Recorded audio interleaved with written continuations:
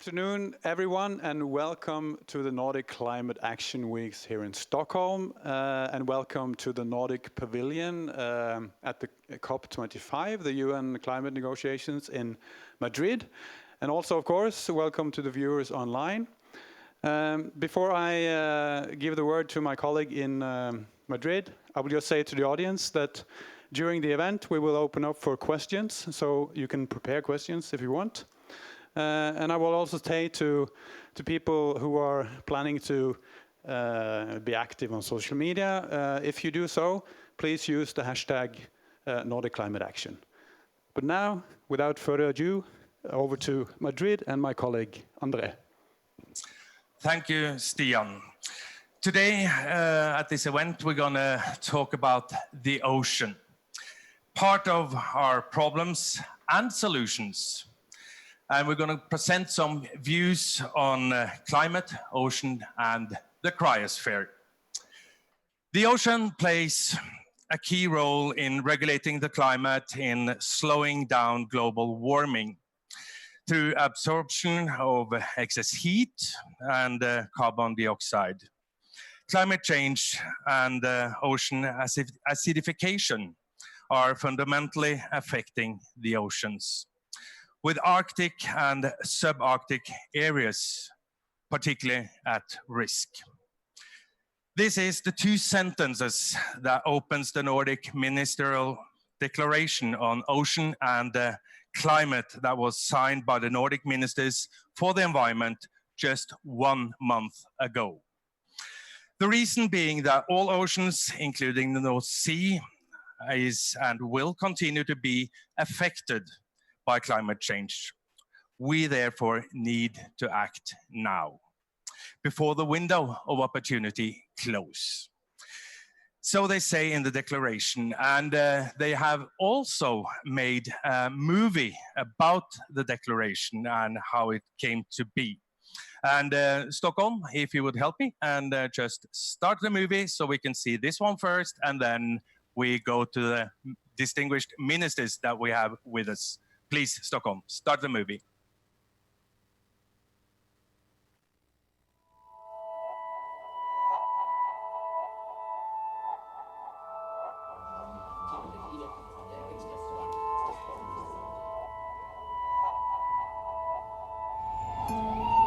Vi har ikke tid til å debattere fakta som om det skulle vært meninger.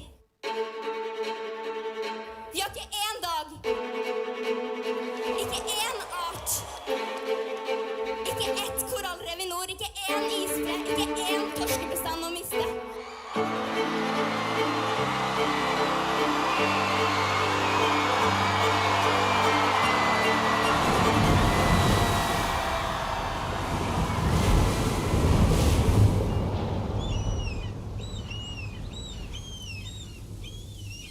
We in the Nordic region are connected by the ocean. From the brackish Baltic Sea in the east to the rugged North Atlantic in the west. The ocean has secured the livelihood for the people in this region for centuries. Will it continue to do so for the next generations?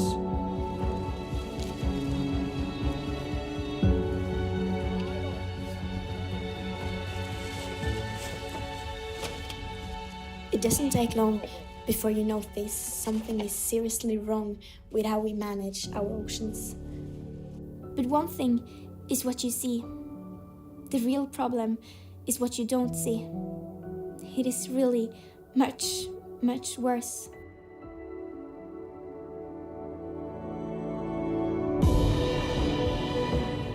Warming of the Earth's climate system is unequivocal. The oceans have absorbed 30% of all CO2 emitted by human activity and more than 90% of the excess heat. The effects are threatening ecosystems in Nordic Sea areas. The Nordic oceans have been closely monitored for decades. The research and monitoring data allow us to keep track of the changes that are happening. climate change has contributed to an increase in both the number and extension of dead zones in the Baltic Sea. Acidification of the ocean is a potential threat to vital marine organisms such as plankton, sea urchins, and corals throughout the region. Future consequences will largely depend on the level of greenhouse gas emissions.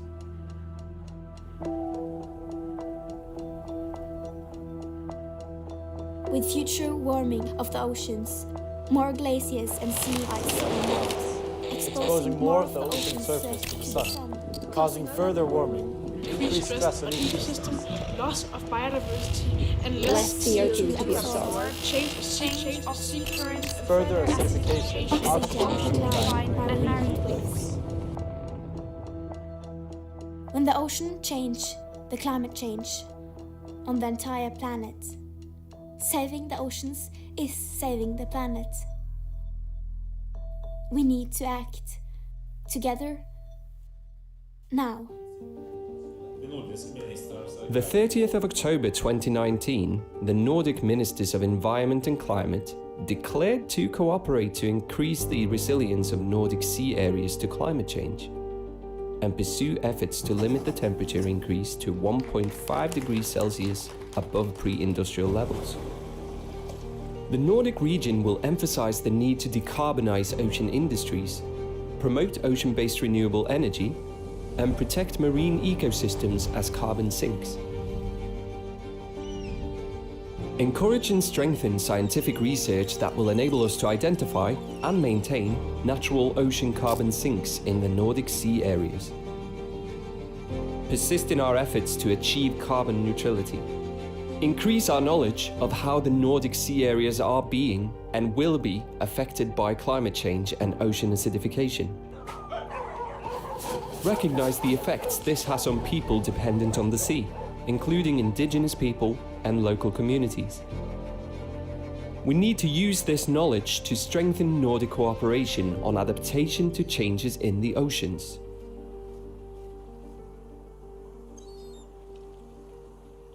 Every day, we lose parts of our nature, our world.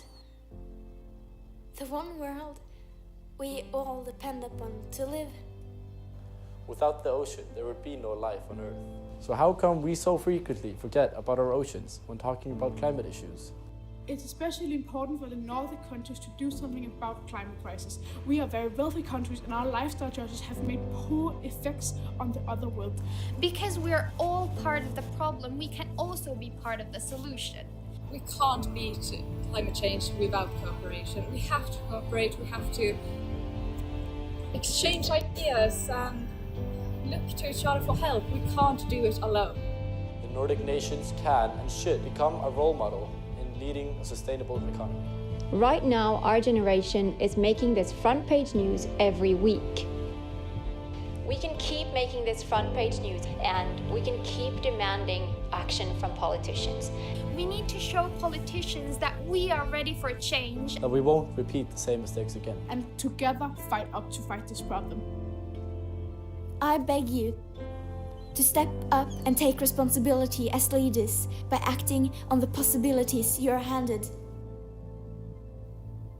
And by speaking to your people in ways that gives them a chance to understand that what we do or don't do right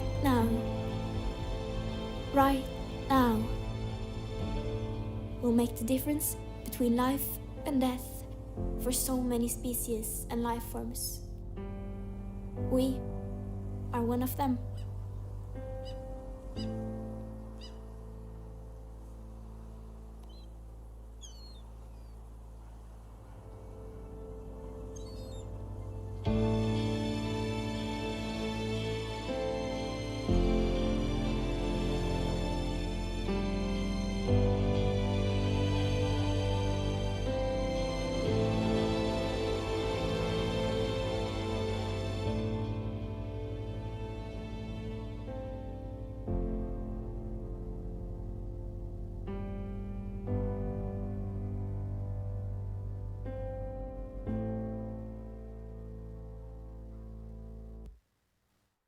And that was it. Give it a hand, people.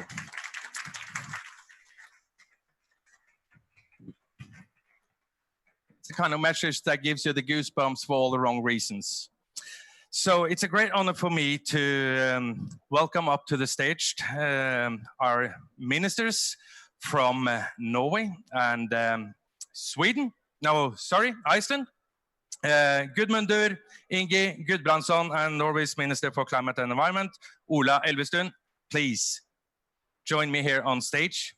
And I think I will have you here because the camera is over there. So, okay. So, gentlemen, what do you think about the movie? It's good. It's moving. Yeah, and as you said, it's a very strong message.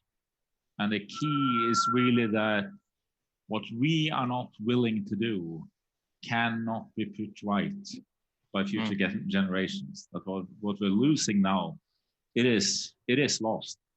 So that is kind of like the seriousness and the gravity of the situation that we are in, and that youth have understood. I mean, the changes that they've seen in the whole debate about climate change last year has been it's been driven by two sources. One is science, 1.5 degrees, IPCC report, the ice and cryosphere, and it's really science today. If you believe in science, you must be radical when it comes to the solutions that we need to achieve. And the other part, of course, is that Greta Thunberg was sitting alone outside Riksdagen just a little over a year ago, and now gathered 500,000 youth in the city just a couple of days ago, and held the most important speech at the climate summit in the UN in September. So it is a tremendous change in the global debate about climate. I would like to ask you, Minister Gudbrandsson, to tell us a little bit about the ministerial declaration and why it came about. Yeah, well, to begin with, the Nordic ministers for the environment, and actually our prime ministers and the ministers for cooperation, have been over the course of this year putting together different declarations that actually many of them are very much related to climate change, and some of them are specifically on climate change. So in January, our prime ministers, they came with what we call the Helsinki Declaration, which essentially aims at carbon neutrality in the whole Nordic region, in each of the countries. The ministers for cooperation, they have put together a new vision for the coming years for the Nordic, and sustainable development and climate change is at the core of that. And then in April in Iceland, we signed a declaration on supporting and calling for a global treaty on plastics and reduction of plastic pollutions, specifically, obviously, because most of the plastic ends in the ocean, geared towards the ocean. We did that in Reykjavik. And then now in October, we came up with the one that has been filmed here or given attention here. And I mean, obviously, one of the things that inspired us to do so was the work of the IPCC. And to put this forward, it's one of many measures that the Nordic region is trying to do collectively. We are trying to increase our collaboration. And when it comes to this, in particular, the science part and the monitoring. So how can we better use data collectively? I can say, for example, Iceland holds one of the longest time series on ocean acidification in the world, which is of great value to the other Nordic countries as well as the world as a whole. And by using that to tell us more about what are then the impacts on the ocean itself, etc., is of great value. But the importance of the ocean as in relation to the climate is what made us come up with this. But I know Ola has also he knows a lot about that, because it was Norway that put it forward to begin with.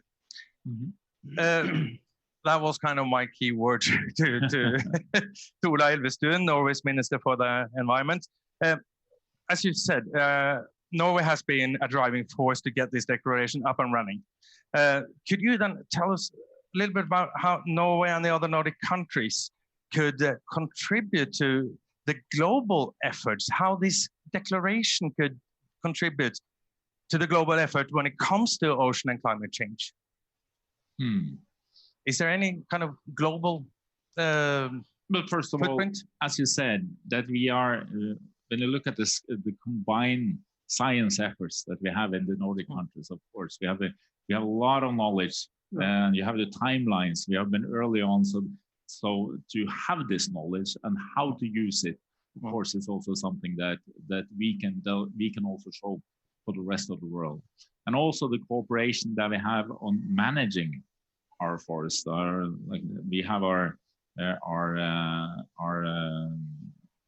spatial plans for our oceans in the Norwegian seas that we can show also how these can be our management plans. There's also areas where we can have cooperation with other countries, and it's also to get the understanding that the preservation of our oceans, it must be a part of both how can we reduce emissions, how can we put in carbon sinks so that we can also have an adaptation towards what is happening in our oceans, and of course keeping the oceans as a central part of the global food stock that we need. So for us, it's also, this is just one part we need to use as we are here working through the Paris agreements, as also our Prime Minister is leading the high panel on oceans that will give out a new report next June in Lisbon. We need also to use the Nordic cooperation on how to both limit emissions, how better preserve our oceans, and also secure how we better also can manage them in the future. Since we have our ministers here, I would like to ask the audience in Stockholm if there are any questions for Ola Elvestuen or Gudbrandsson. Stockholm. Thank you very much, André. Hi, Mia. Hi. Are there any questions here in Stockholm from the audience? Yeah, one here. Yeah. Hello, good afternoon. I was wondering how, I mean, the declaration is great, I read it, and it's an amazing sign, especially for the Nordics as sea nations to the rest of the world, as you mentioned. But how, as young activists and how young students, people, how do we, what makes this declaration different from, say, the Paris Climate Agreement, which had a lot of words, but what are the actual steps that you are promising in this declaration? Are you promoting events? Are you promoting projects? Are you allocating funds? What is it exactly that you're declaring here?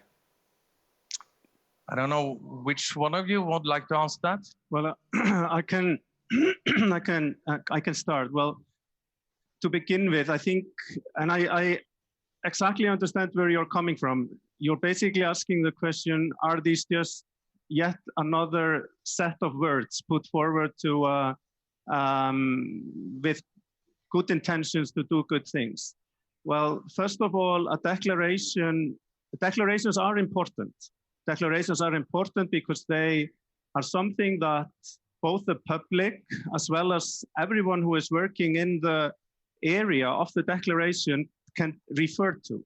So it can be powerful to have such a declaration. But on more specific notes, one of the things that we are doing in Iceland and that relates to this declaration is that we have now very recently increased our funding for research on ocean acidification, which is really important to sort of use the data, extensive data on the physical part to understand better the influences on the biological part. So I think that is one good example of at least how we have related what we are doing to that declaration. However, unfortunately, doing more research on ocean acidification will not solve the problem of climate change. That is, we need to reduce emissions.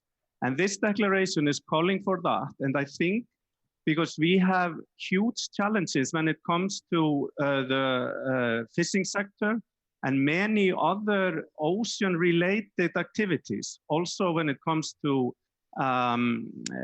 tourism and other activities. And therefore, to have a declaration like this on a Nordic level will help us to guide policy onwards.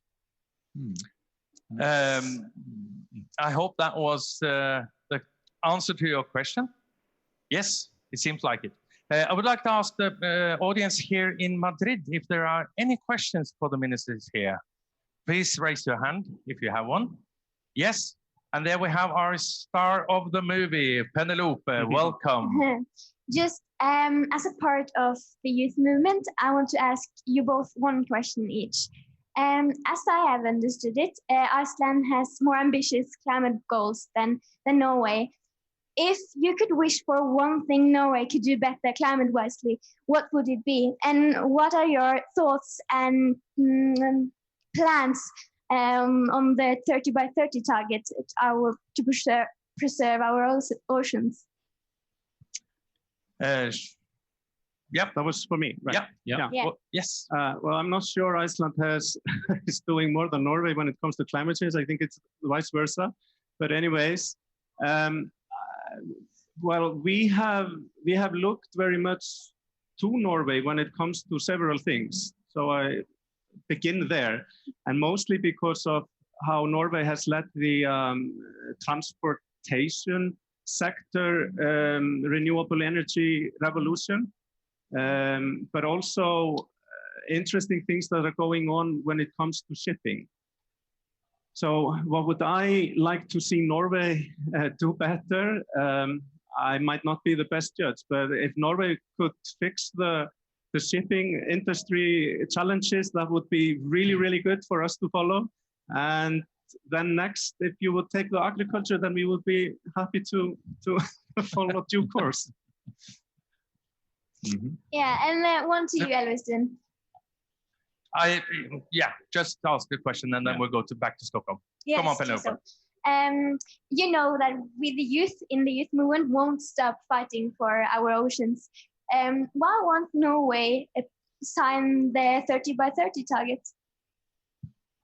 Well, what Norway needs to do, we need to increase our marine protected areas. There's no doubt about that. And then we are also now how to work towards the CBD and the convention in October in China in Kunming next year, and look at how can we increase also the efforts internationally. I think what Norway is good at is on our overall management plans. I mean, it's not about preserving 30% of our oceans. We need better preservation of 100% of our oceans. And the marine protected areas had to be one part of that overall management.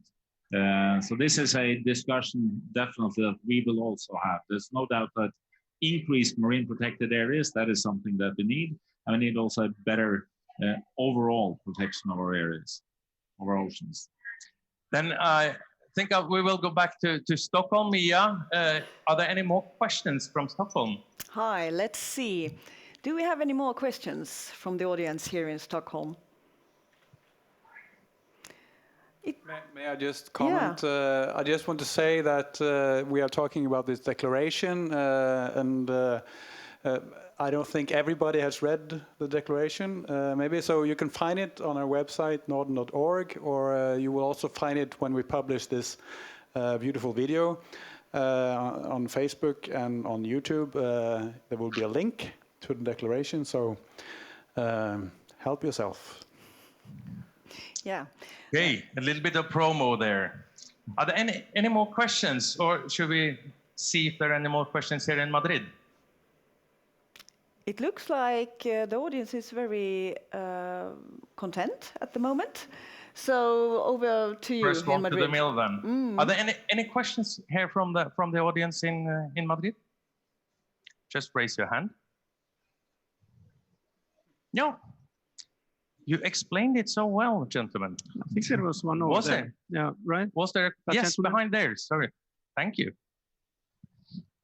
Hi, this is to the Norwegian minister. You mentioned the marine protected areas.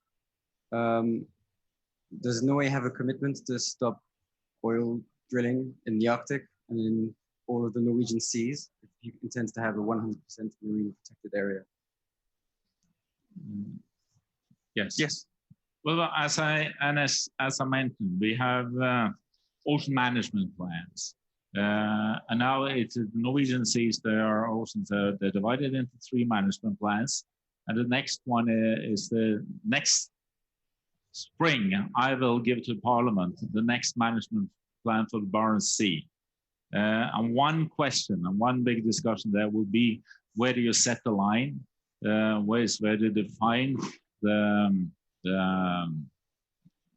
what's that in English? I'm losing my English here.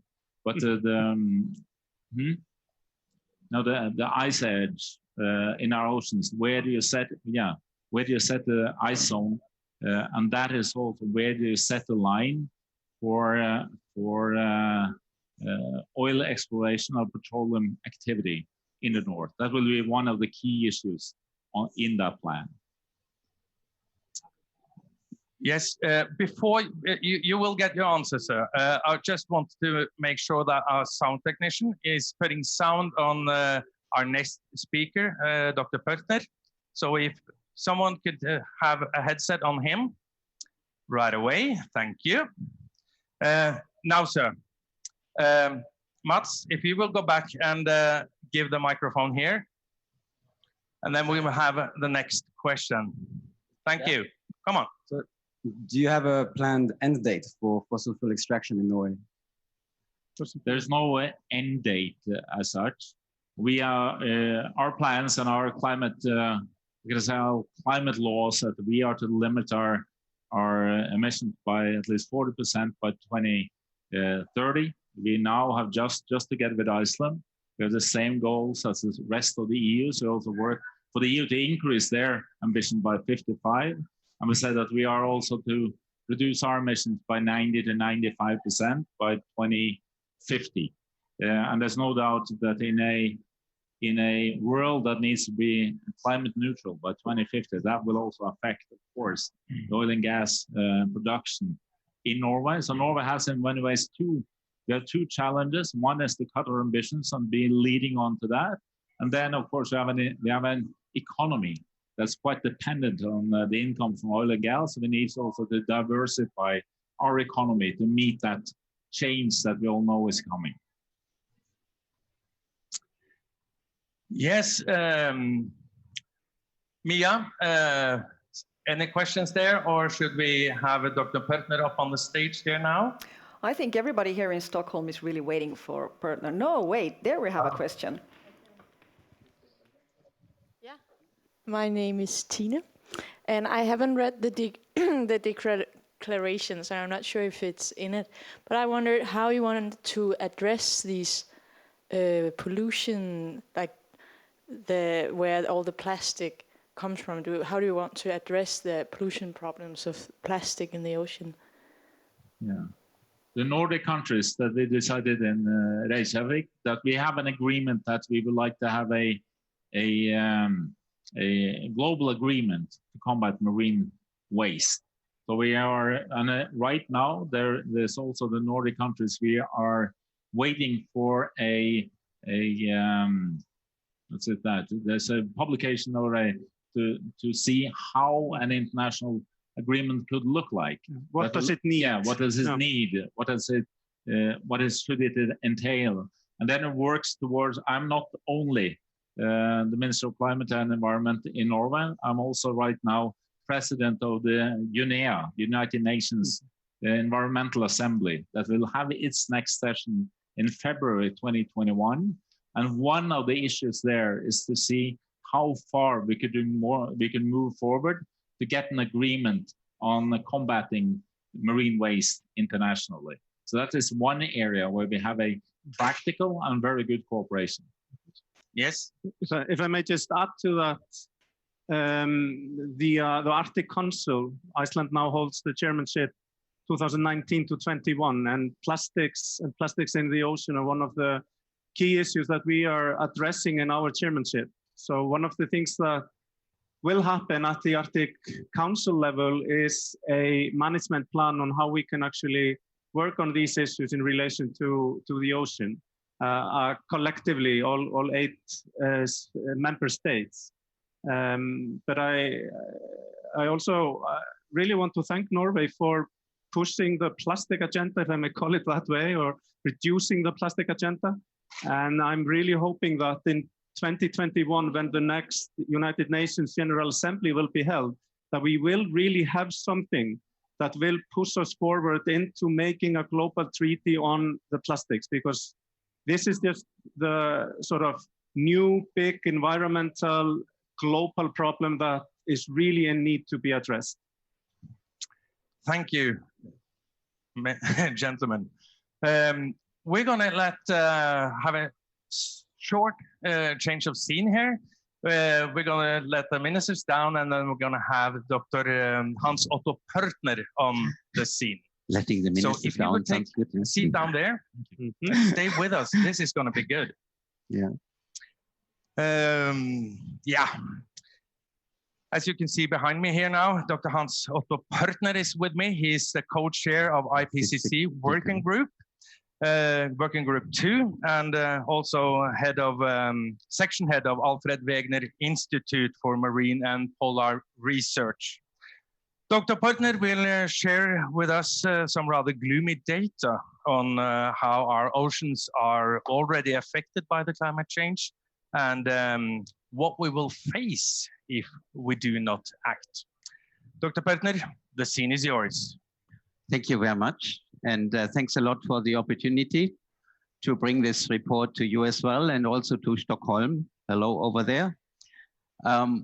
I would certainly like to emphasize the changes in the ocean and cryosphere system of the high latitudes, especially of the Arctic, considering that these high latitudes are not only being affected by climate change, but they also hold some of the tipping points, some of the key uncertainties for a future climate, which if we let it go unabated, may actually go out of hand and may be difficult to control in the future.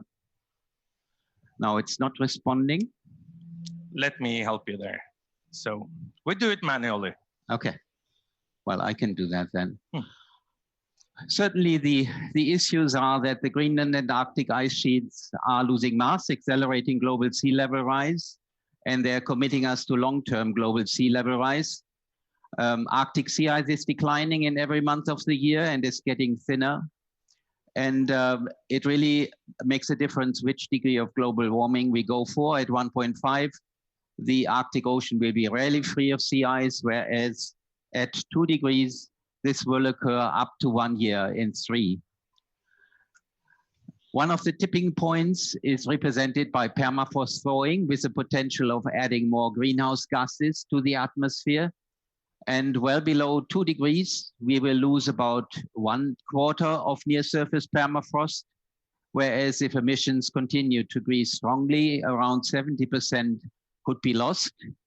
We are seeing impacts in the Arctic already with reduced sea ice and snow cover affecting people, and the people are already adjusting their travel and hunting activities, and will have to adapt further to the changing landscape. And their success in adapting depends on funding and the capacities of institutions to help them. Now let's move to sea level rise and what the report tells us about that. There you see the melting and the contributing elements, and we are comparing 2 extreme scenarios, one that keeps us far below 2 degrees, sort of close to 1.5, and the other one with unabated emissions, represented by the reddish line, and the ambitious emissions reduction one, represented by the blue line. And you see how the contributors to sea level rise, Greenland ice sheet melt, Antarctic ice sheet melt, are responding to the warming signal and pushing sea level rise. The mountain glaciers are also contributing to this, and the ocean is taking up heat, causing expansion of the water body, also contributing to sea level rise. The interesting thing is that depending really on future climate change and the global mean surface temperature reached, we have the choices between either keeping sea level rise below 1 meter over time until 2300, or letting it go on unabated, reaching several meters by 2300. But the uncertainty range is huge because, again, there is a tipping point involved, and the tipping point of the ice sheets is currently not well known with respect to its responses to global mean surface temperature. What does this mean? The melt also means that on top of this change in mean sea level, historical extreme events will have to be considered, and the frequency of those will increase. An event that has been historically rare, once per century, could become one that actually is observed once per year. And these trends are relatively strong. If you look at the next slide, we will see that actually the dark dots represent those places where this will happen during the first decades of the next century. And this is mostly in the lower latitudes, reflecting that the ice sheet in Greenland and so forth is holding, and as it is melting, is losing its attraction to seawater, and thereby sea level rise in the north is not as strong, but the lower latitude places will be affected even with highly ambitious emissions reduction. So, one back, please. The summary says we have already sea level rise, we have already 15 centimeters. One more. Yeah, that one. That one? Sea level is currently rising more than twice as fast and will further accelerate, reaching up to 1.1 meter in 2100 and several meters in 2300. And extreme sea level events will become more common. Now, there depends on the place how people are able to react to it. And here we have 4 places compared. One of them is more a generic category, like the resource-rich coastal cities like New York, or then comparing large tropical agricultural deltas or Arctic communities or urban atoll islands. And you see especially the low-lying coasts in the Arctic and the urban atoll islands, they are the most vulnerable. And this risk assessment uses a color code, which goes from white, undetectable risk, yellow, moderate risk, red, high risk, and purple, very high risk. And you see a comparison of sort of present adaptation efforts with very high adaptation efforts indicated by the capital R in the right-hand column.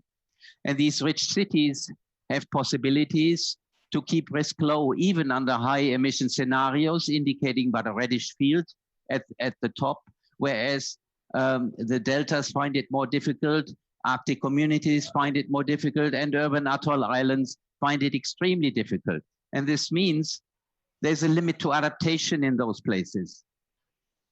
The dark green areas indicate where adaptation capacities may be sufficient, whereas the yellow areas, the light green areas, actually indicate where people have to move and abandon these places.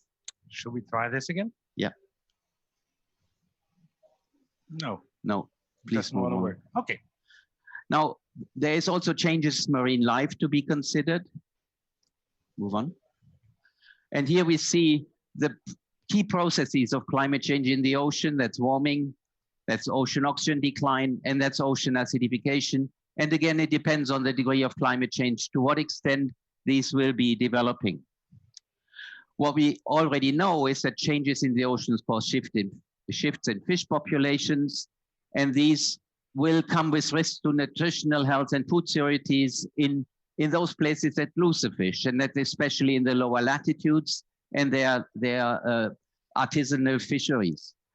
Management can help, reducing pollution would help, and also moving towards sustainable fisheries would help, establishing marine protected areas in there and safeguarding their productivity would also help. There is to be considered for the Arctic then that actually There is a loss of habitat range and foraging success for ice-associated mammals and seabirds, for Arctic life, as temperatures are rising, and there's a pressure from subarctic and temperate zone fauna to move into the Arctic. There is a disrupted access to hunting and fishing areas for Arctic residents, including indigenous populations, and they can at the moment respond possibly to the subarctic fauna moving in that is actually increasing the fisheries productivity as we currently see in the Barents Sea. But this may be a transient phenomena depending on the degree of climate change, and that would need to be considered for the future. Now let me summarize this report.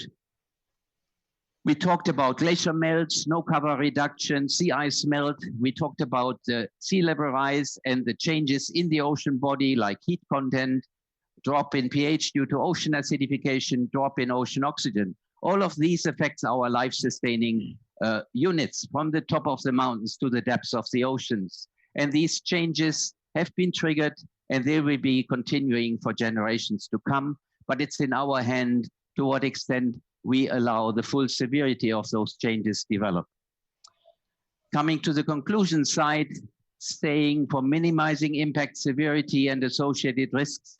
Every bit of warming matters, each year matters, and each choice matters. And closely following 1.5 degree emission trajectories matters in order to meet the Paris Agreement. And this certainly, and this is a bottleneck in the current discussions, and I think the political discussion that we've just heard reflects that a little bit. Political and societal will are key in this issue. And with that, thank you very much for your attention. Thank you, Dr. Pörtner. Likewise, your PowerPoint executive has been very thank you very much. Okay, we will now welcome to the stage to our keynote listeners. The first is Helen Ågren, who is the Swedish ambassador for the ocean. And then we have Lisa Koperqualuk. I pronounced that wrong, I know. Lisa, please come up. Lisa is the vice president of the... I'm going down. No, please stay. Okay. Please stay. Lisa is actually the vice president of Inuit Circumpolar Council in Canada. And you will provide some views on what you have heard so far. Lisa, should we start with you? Sure. Yes. Thank you for this introduction and for the presentations that have been very informative and I'm very sure very useful moving forward. You have mentioned in some of your presentations the importance of including indigenous knowledge. So I reiterate it here, especially because we are, as Inuit, marine people. We live all along coastal areas and therefore we are part of the marine ecosystem. So the protection of our marine environment is really important because our activities, our cultural activities, our language are all related to our traditional harvesting, subsistence activities. So the food security aspect, that's really, really important for us as we rely on marine mammals in marine water. So when we look at research and monitoring, we repeat that the inclusion of indigenous knowledge is very important when doing research and monitoring. So an example of participating in a decision-making process is at the International Maritime Organization. So Norway mentioned that it's going to be really important to get the shipping industry to get in line more with perhaps green technology. And so not only that, but we want to see the mitigation of the risks to the damage of the marine environment by ships passing through Arctic waters So we really need to participate in discussions that relate to rules, regulations that touch upon Arctic waters. Another aspect, another point I would like to mention is the importance of creating conservation areas. And Inuit Circumpolar Council has done an initiative to create Fiala. This is a polynya. It's called the Great Upswelling in Inuktitut. That is an area of water, the ocean between Canada and Greenland. And so the Inuit have been consulting with the Inuit communities for the creation of this and have come up with 3 recommendations. And that is Inuit to participate in the management of this conservation area and to also have the research and the management be Inuit-led. There are a couple of recommendations, but I won't get into them right now. But absolutely, it's one of the things that we are doing as Inuit to really mitigate the challenges that we are facing of the impacts of climate change in our area. Another wonderful example I would like to mention is there was a quick mention in the movie of the creation of renewable energy sources, and that's going to become very important, especially in high remote areas that are not connected to the grid. And so some youth are really making some movement forward to, for example, in one community nearby where I come from, are working to create a hydroelectric dam so that they can become more independent and less dependent on fossil fuel sources of energy. There is a mine in Nunavik that has been running for about 20, 25 years now, perhaps 30 years. And they've worked to create windmills that help reduce their dependency as well on fossil fuels because of their operations that are really huge. So there's a lot of work happening right now, although very minimal. We need more of these types of projects to be happening in the Arctic so that we can continue to protect our oceans and marine ecosystem. Thank you. Okay, then I pass the word over to Helen Ågren, the Swedish ambassador for the ocean. Thank you. Well, we have heard now about the severity of the problem and the role the ocean plays in climate regulation, in water circulation, and we have also heard about the scientific report stressing the urgency of the issue and the risks we are facing. So the ocean is, on one hand, you could say, a victim to climate change and other stressors. And then following that, there's a lot of people at risk from the decline of ocean health. But the ocean could also be part of the solution. This has also been mentioned in different sectors, like reducing emission in ocean-based industries like shipping and promoting renewable energy from waves, tidal energy, temperature gradients, etc. So we need a lot of research there. But also, looking at the ocean, when 80% of pollution comes from land and ends up in the sea, adding as stressors, not only plastics, but chemicals and nutrients, and together with a warming ocean, which further multiplying these stresses. Deoxygenation, for example, is an effect of both combination of excess flow of nutrients into the ocean, but also the fact that the ocean is warming. So you get these combined effects. So what we have been doing in handling different problems is compartmentalize the Earth system. So we are handling biodiversity in one place and climate in another place and pollution in a third place. And it's more and more obvious that we really have to look at this. How are these stressors combined? How can we handle actions in a more holistic view? So I think that is happening now. We have the Agenda 2030 and the 17 Goals for Sustainable Development, and it really talks about handling this together. So we must try and see all these linkages and look for synergies and really push further actions. So this is what's happening, for example, now at this Blue COP. Looking at the fact that the ocean has been neglected so far to a large extent in the climate discussions. But that is also about managing expectations then, because this treaty was designed and the way different issues are handled,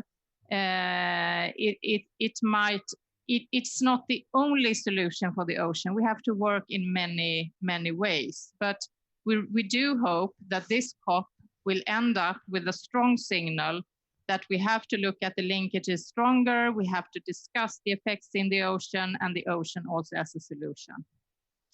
Thank you, Helen. We are a little over the schedule here. So, Mia, do we have time for a couple of questions, or should we move on and take the questions at the end? I think we have room for one or two questions, if there are any. What about Stockholm? Do you have any questions? I might have one. Yes. I'm Stian Fiala. I work at the Nordic Council of Ministers. I was just wondering, Helena, if you could elaborate on. You said that the oceans has been neglected so far in the climate discussions. In what way? What does this mean? Well, it has been discussed to some extent, but not to the extent that actually the weight of the ocean and the significance of the ocean in climate regulation and what it could mean. So based on the IPCC report and the most recent science, we need to look at the result of that and how it is discussed when we are talking about the work program on adaptation. What else do we need to strengthen efforts when it comes to coastal and ocean areas? When it comes to the technology transfer and capacity building, what do we need to do in terms of ocean-related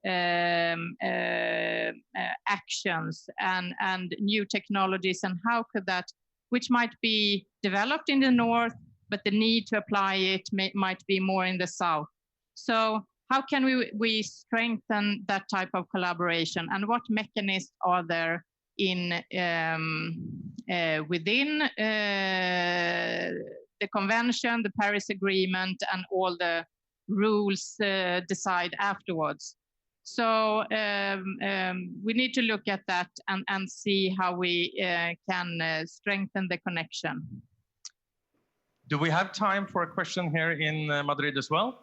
Mia? Yes, we do. Take one more question and then we'll be back here at the back door. Now I'm kind of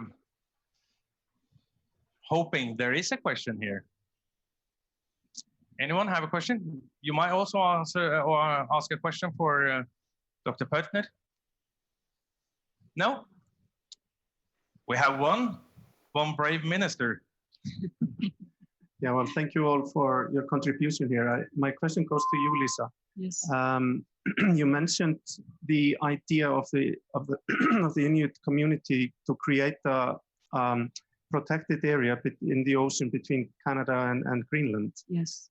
Can you tell us a little bit more about what the aims of that are? What specifically are you targeting in protecting when it comes to protection? And since you mentioned that you have talked about this with the communities, how are you foreseeing the governance of that area? Is that in any way home rule, you can put it that way, or the sort of conventional top-down governance as we know from most, but not all, thank God, national parks? Right, yes. That's a good question. So the Polynya, the Fiala sursoir, it's called the great upswelling because it remains unfrozen year-round, even in winter. Therefore, it's a very important marine area for reproduction, for marine mammals. It's a very important source of subsistence for us. And this area is shared between the Inuit of Greenland and the Inuit of Canada. And before there were political boundaries created, for sure, Inuit were traveling back and forth in these areas and are actually related to each other between Greenland and Canada. And hence, it's important as a traveling area. So one of the goals is to be able to have free mobility between these two areas, but also to protect the marine mammals in this area from mitigations of climate change, from shipping activities, any possibility of spills of heavy fuel oil in this area. And the other goal is to have an Inuit-led management, of course, in collaboration and partnership with the governments. And so the two governments are now working together to begin implementation of this creation of the Fiala sursoir conservation marine area. Yeah, thank you. Okay, I think we go to Stockholm now because Mia, you also have exciting guests. Yes, we do indeed. But first I would like to say very much welcome to all the 1,400 viewers out there and to everybody in Madrid. Thank you very much for all these very interesting topics and facts that you've been presenting. If you want to find out more about what's going on here, just go to norden.org or follow us on Twitter and Facebook. Now, I won't say much more than very much welcome to you, Marianne Olsen. You're from the Nordic Ocean Climate Group and Senior Advisor at the Norwegian Environment Agency. And you will talk more about this climate superhero called ocean. Yes, thank you very much, Mia.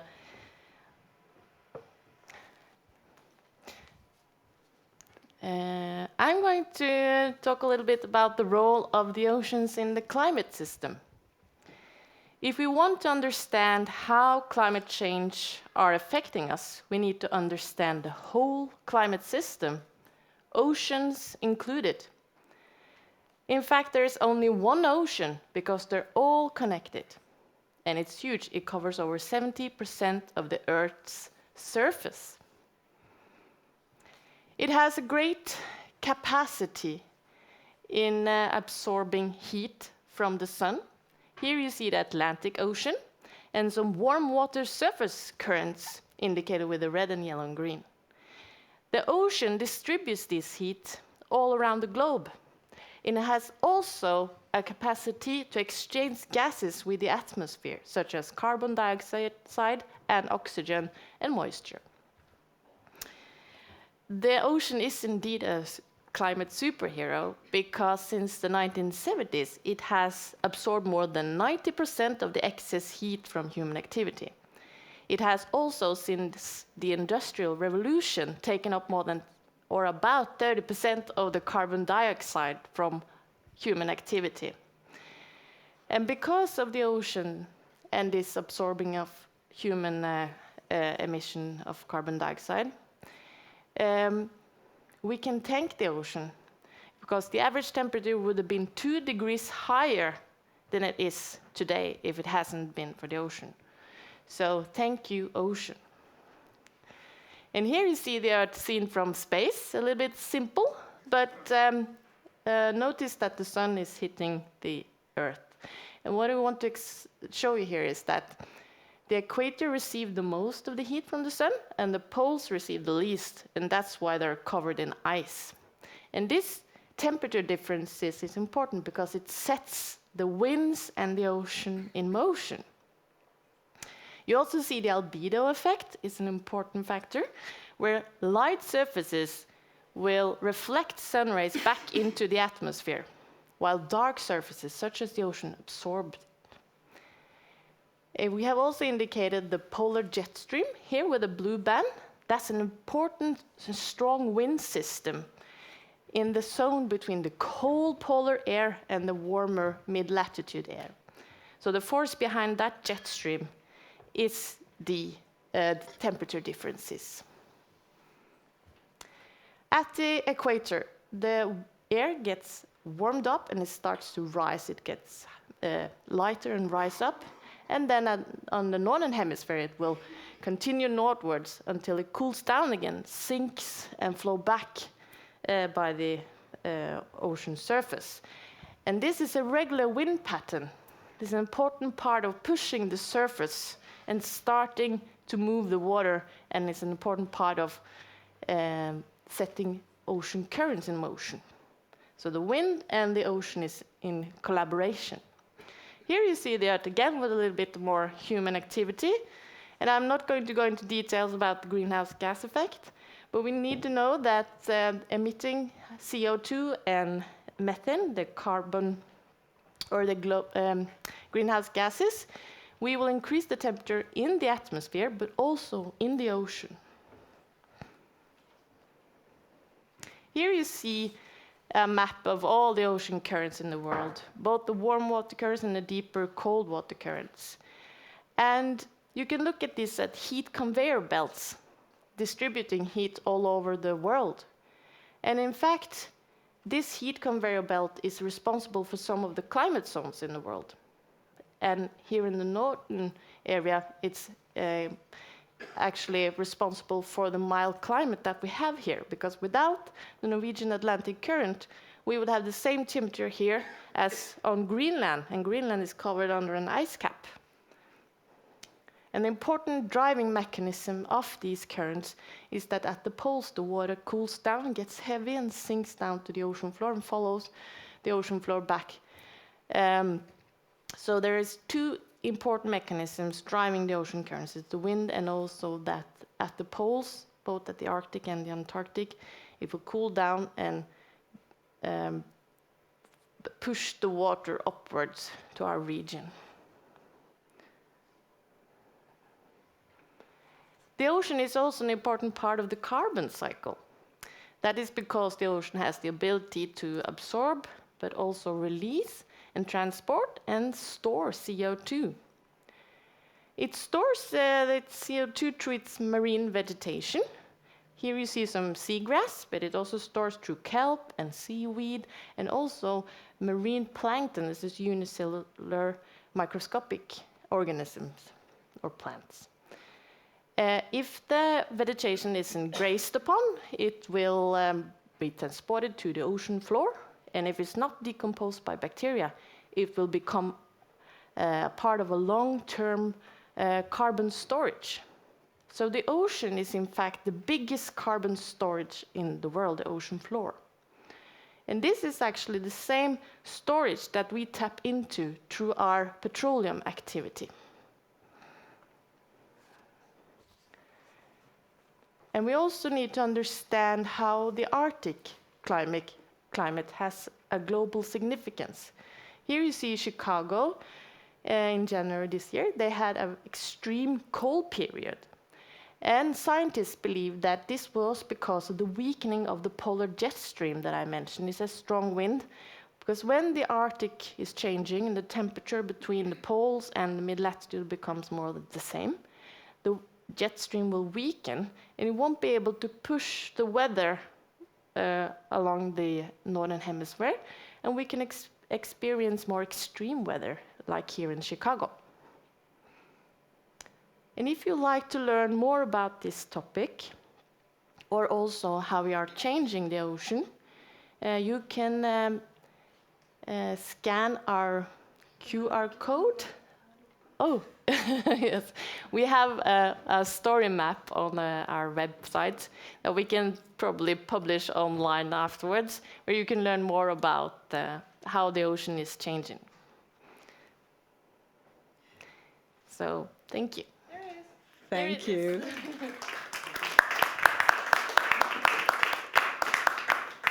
So there we have the superhero, the climate hero, Mr. Ocean, and the QR code so that you can get more information about this story map that Marianne just told us about.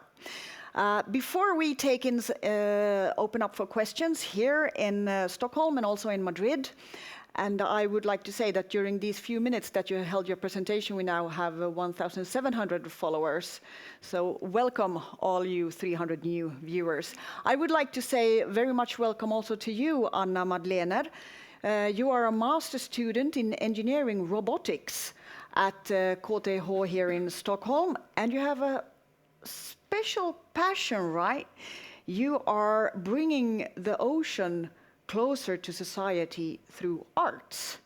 Could you just give us a brief description of this passion and also other things that you're doing currently? Yes, well, I'm trying to do what you said. Yes, so I am currently in my second year of my master's program in robotics here at KTH. And throughout my undergraduate studies in Germany, actually, but stemming more from my childhood, I have a big passion for the ocean. And one thing that really drove me throughout my engineering education is that as engineers, but also scientists, we speak about our work as if we were speaking only to other engineers and scientists, and therefore really lack a clear and attractive way of bringing what we are passionate about to the society who are working on other very interesting and intense things other than the ocean. And I personally think, or have already experienced, that everyone I meet loves the ocean. There's not a single person I've met who doesn't. And many people, unfortunately, don't know of all this superhero power that it has. And that is because of the complex way it's communicated often. So the motivation to tackle this through art really came from 2 fellowships I was lucky enough to have. 2 years ago, I went to the Institute of Technology and Society in Rio de Janeiro for 3 months to really research how digital technologies have a responsibility from us engineers, but also have a possibility to actually connect society more through the ocean, to the oceans, and also leverage possibilities to protect them. And then last year, I was an ocean discovery fellow at the MIT Media Lab, which hosted the annual National Oceanographic and Atmospheric Associations Conference on Oceans, which they have annually in the States. And that was the first time it was not particularly focused on a scientific topic, such as data science and oceans or similar, but on how arts and social sciences actually help transmitting the message that we are trying to transmit. And from then I started an event which has until now happened once and will happen again next week and in 2 months here in Stockholm, where we use deep sea footage that has been collected through ocean robotics, which is what I'm passionately working on and studying on, and the ocean sciences, together with sounds from the ocean, and accompanied by improvised cello and flute music, or music in general, to kind of talk about, to kind of show what we are as professionals working on the ocean feeling when we work on it.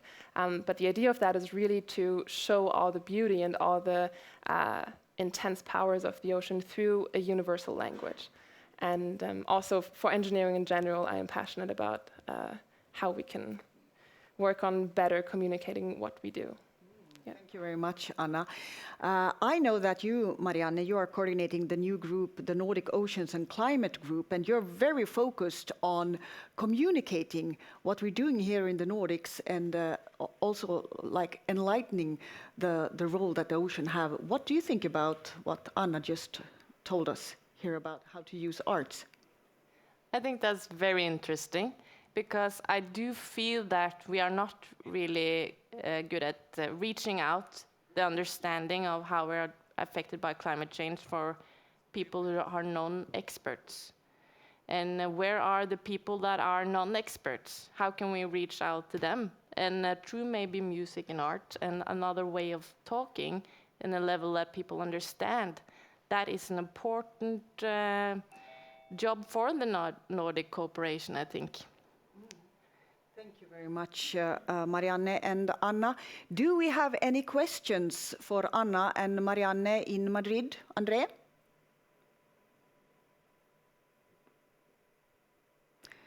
Well, we have the information that the Madrid video is waiting in some kind of room. I don't know what kind of virtual room that is, but I'll just turn to this room. What about Stockholm? Do we have any questions to Anna and Marianne?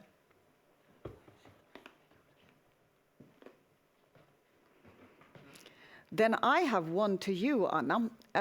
How do you think sustainability and ocean-relevant topics could be more integrated in, for example, engineering and higher education? I think I'm using an example already here in KTH, which I think is quite inspiring and a positive sign. They are actually working on integrating sustainability profiles to every master program, at least at the electrical engineering and computer science master programs. And for this coming academic year, it's the first time that on the KTH website, we actually see 3 sustainability goals associated with this master's program, kind of describing which of them they tackle mostly. And then it kind of depends on the program. They have also implemented seminars and courses how to actually educate engineering students on sustainability. But one of my criticisms on that, for example, is that most of the teaching professionals, the professors and the teaching assistants, don't actually have that education yet on how to properly do it. And one of the challenges is how to educate on sustainability without losing the important engineering things we also have to learn. So I think that by, for example, implementing more project-based courses, that could be a huge step to really incentivize us as students to think about this and to talk about it, to have seminars that actually get us credits to talk about what the possibilities could be. Thank you very much, Anna. What about Madrid? And André, we can now see you again. Thank you. And now we can hear you. We had some interesting sounds there for a few seconds. Yes. You want to know if there's any questions? Yes. We have a few minutes, 2 minutes to be exact. Yeah. Is there any question from the audience here in Madrid to the people there in Stockholm, or maybe to some of our guests here on which we had on stage? It doesn't seem to be any questions, Mia. Well, thank you very much, André. Then it's time for us here in Stockholm and also for you, André, in Madrid, to say very much thank you to all the viewers that's been following us during this live broadcasted backdoor streaming event here in Stockholm and also in Madrid. Do you have any finishing words, André? I just want to say thank you, Stockholm, for an interesting presentation, and thank you for being with us this evening. Thank you. And thank you. And stay tuned, because here you can follow us on Facebook, Twitter, and find out more on norden.org. And there will be more live broadcasting during this week.